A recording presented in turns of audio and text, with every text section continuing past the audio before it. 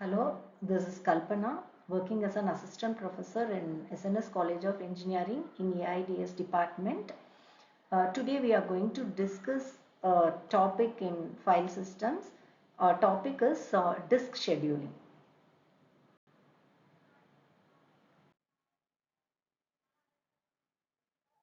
So first, we all know disk is a storage medium.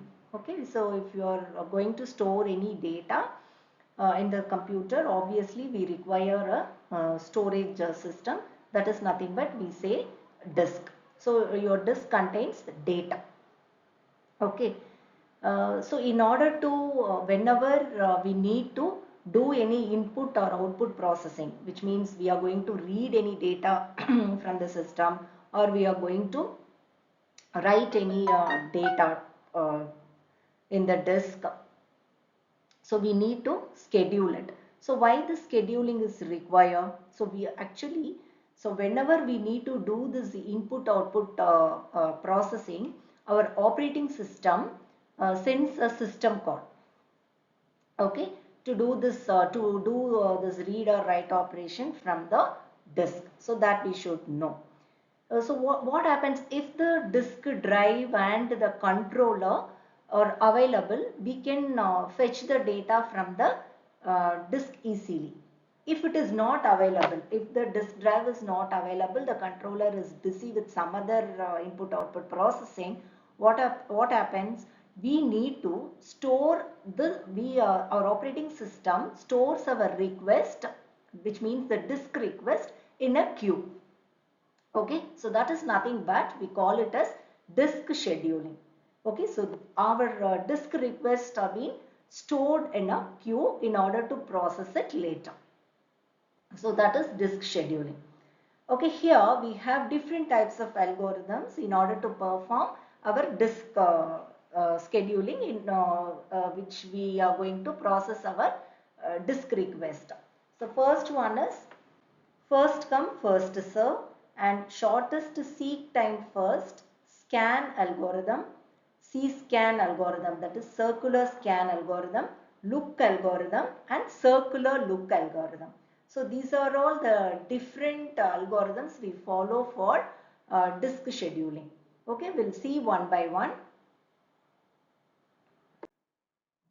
So the first one is FCFS. We say first come first serve scheduling.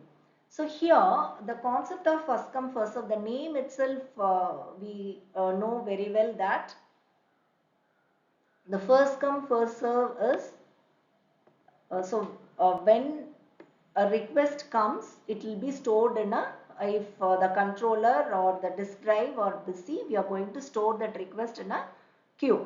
Okay, and the second request, it is stored in the queue, third, fourth, everything. Okay, if it is if the controller is busy, so we are going to store all the requests in a queue one by one.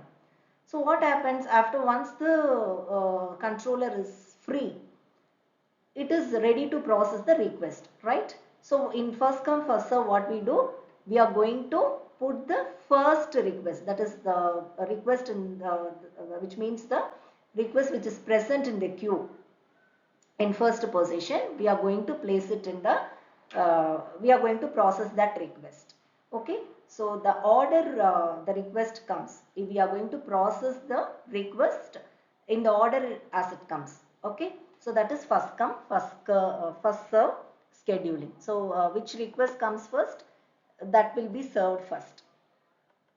So here just consider, so this is our disk with 200 cylinders we have, and disk queue with request. So these are all the disk request numbers: 98, 183, 37, 122, 14, 124, 65, 67, and so on. Okay, so these are our input output request, disk request, and our disk head is at the position 53.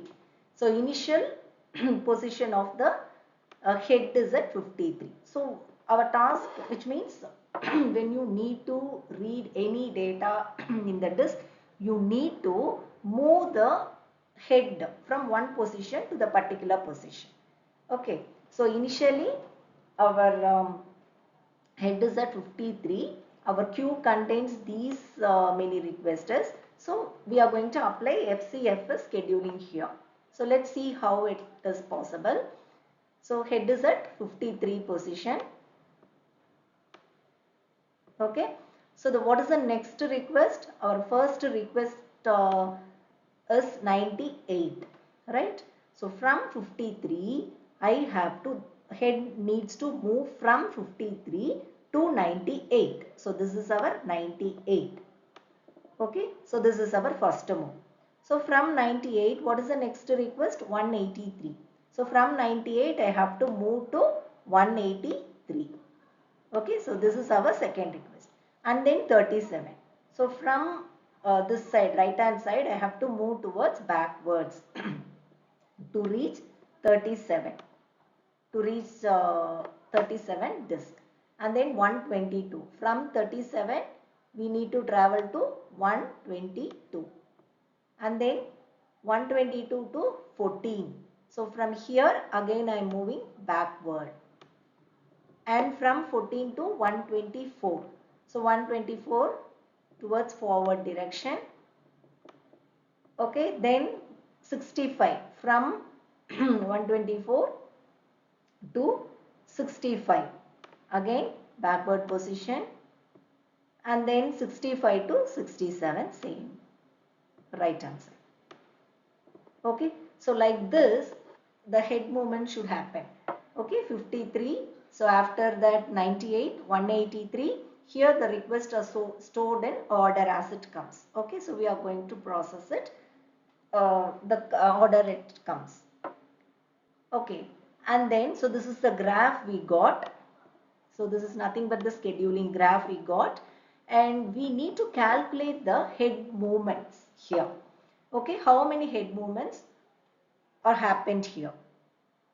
Here we will calculate like this. The starting position is 53, right? 53. From 53 I am reaching 98, right? Forward direction. So 53 minus 98 plus 98 minus 183. Okay, 53 minus 98, and then from 98 to 183 I have to subtract. Then what is the next thing? From 183 to 37. So 183 minus 37. Then from 37 to 124. So 124. So that I have to do. Then 124 to 14. 122 minus 14. Then 14 minus 124. 14 minus 124. And then 124 to 65 and 65 to 67. Okay. So like this I have to subtract